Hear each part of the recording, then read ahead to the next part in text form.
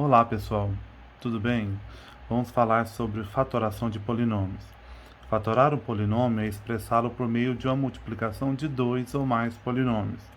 Nosso primeiro caso de fatoração seria aquele onde eu coloco um fator comum em evidência. Fator comum em evidência é colocá-lo à parte, separado. Então vamos com o nosso primeiro exemplo. 13a ao quadrado mais 13az.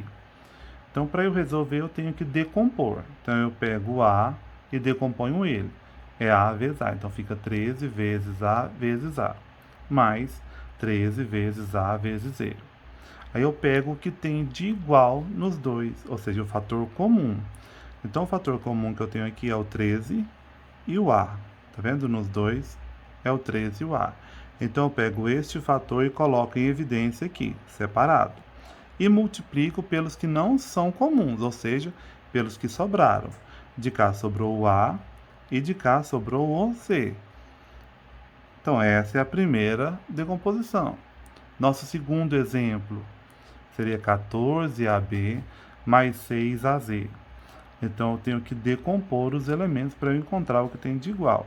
Então, aqui, ó, 14, eu posso decompor ele, é 2 vezes 7, vezes A, vezes B, mais o 6, é 2 vezes o 3, a decomposição dele, vezes o A, vezes o Z.